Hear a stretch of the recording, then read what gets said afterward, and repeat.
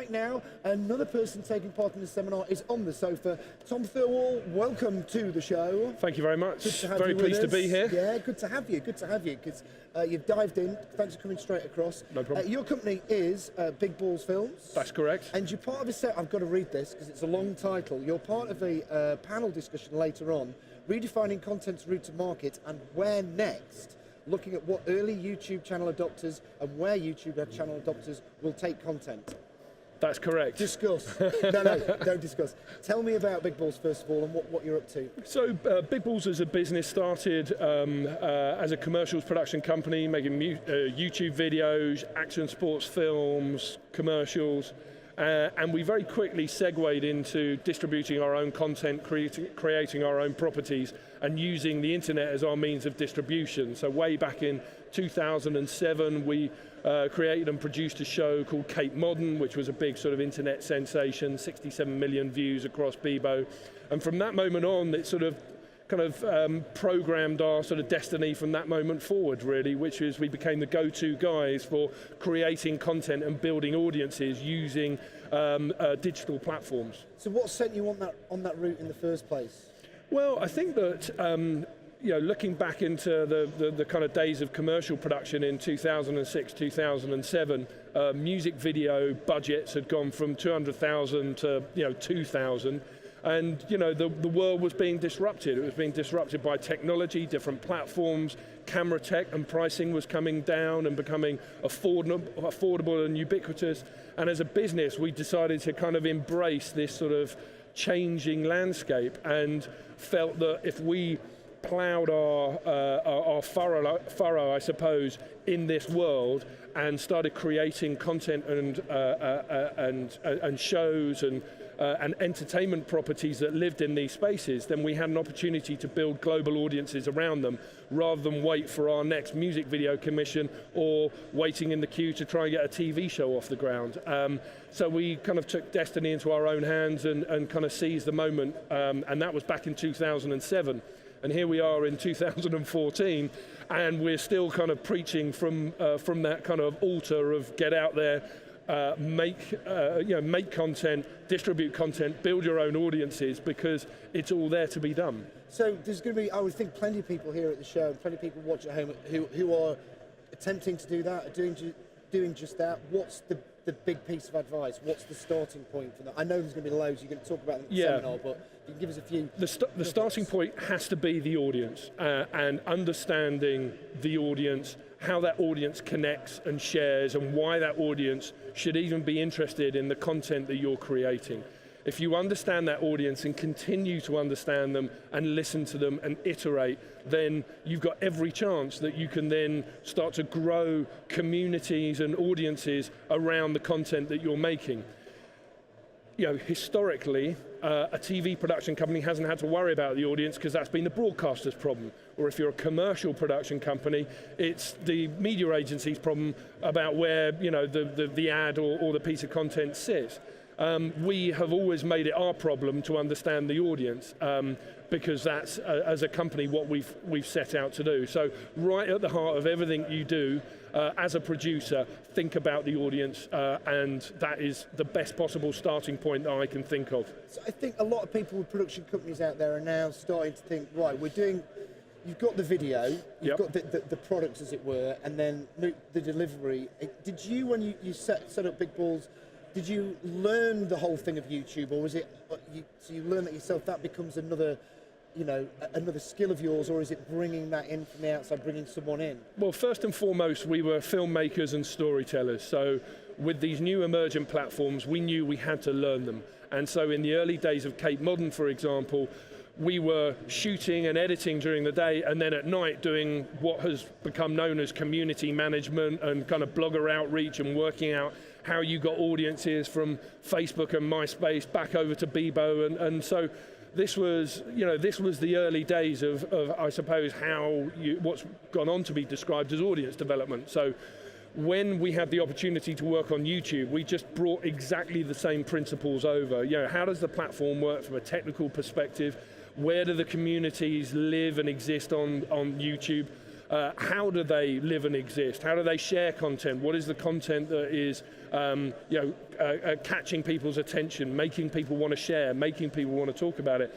And you sort of look and learn and feel your way through it. There is no one in this space at the moment that's going to give you a rule book. There's no guru to go to say, what do we do now? You know, we have a saying which is kind of thinking by jumping, which is get in there, roll up your sleeves, get your hands dirty, make the content, work out what's working and not working, and keep going. As I say, no one's got a divine right to succeed. And I guess the great thing about it is with the analytics that are available now, you can jump in, and if it's not working, you just change it. It's not...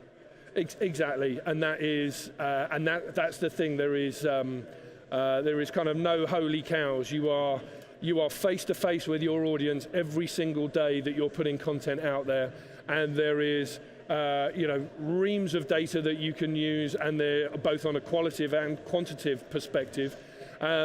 And you've got to use that. You've got to use that to shape the content. You've got to use that the talent that you're using on screen to build a one-to-one audience with the audience, one-to-one relationship with the audience, should I say.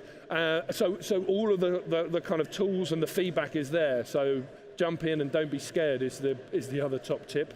And just before you came on, or we came on air, you were telling me about Copper 90. Yes. So tell me how you got involved with that, because that was a competition, wasn't it? A big pitch. Yeah, that's right. So 2 years ago, YouTube extended their originals initiative from the US over to Europe and the rest of the world. We were one of the first companies to pitch and win for one of those channel commissions. That channel commission was to run a football channel. And we pitched against kind of 43 of the great and good of sports broadcasting, and we were chosen as winners of that commission. And we launched in October 2012 Copper 90, which is a football channel which is a celebration of all things around football fan culture. So we don't touch rights. We don't show any highlights. We don't show any goals.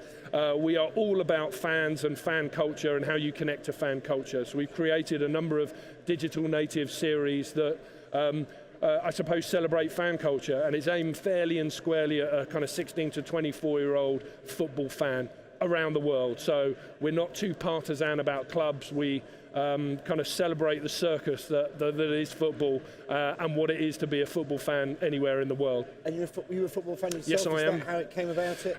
Yeah, partly. I mean, we're all sports fans and football fans at Big Balls. Our heritage is really in action sports. So one of the founders of the business, Chris Kelly, is an action sports filmmaker. Our second channel, Line 9, is fairly and squarely an action sports channel. It's about skate, BMX, surf and snowboarding.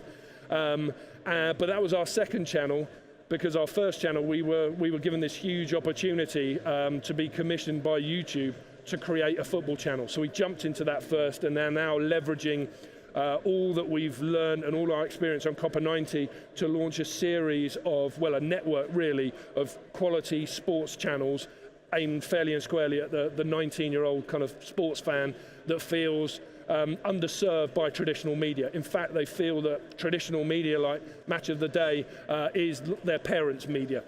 So we felt there was a huge opportunity for us to create properties for this kind of young, football-loving, sports-loving audience. You've just made me feel really old saying that Match of the Day is their parents' media. Does that mean you both sat there on a Saturday night? I have to say that and prevent myself from weeping every time I say it. I'm never going to be able to watch it the same way now. Anyways, so later on, you've got this panel discussion, so people can find out a lot more. Do you know what time it is? It's at 11:45. 11? Yes. Yes, we won't keep you much longer then.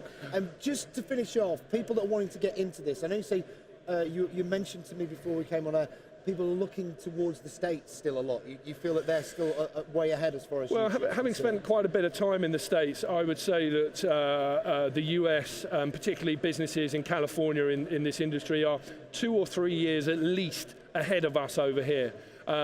And so there's a lot of learnings, to be gained from spending a bit of time out there and seeing how the industry has already evolved over there. So yeah, I think that I think we're a little bit guilty of sleeping on the job over here, and I think people have got to kind of wake up and start. Embracing new technologies and platforms for creating content and building audiences for themselves. And as I say, not wait for a commissioner to kind of give them the go-ahead on their creative project. Superb. Just remind us of those YouTube channels again then. So Copper 90? Copper 90, COPA 90. That has 530,000 subscribers. Big year for us, World Cup year. We're going out to the World Cup, coming live from Copacabana Beach. No shiny studios for us. It's going to be, sun and fun, celebrating fan culture at the World Cup. And then Line 9, which is our action sports channel. Both can be found on YouTube and coming to a whole heap of other platforms very soon. Superb. Tom, brilliant. Thanks for coming down and talking to us. My pleasure. Good luck with the panel later on. Thank you. Cheers, mate.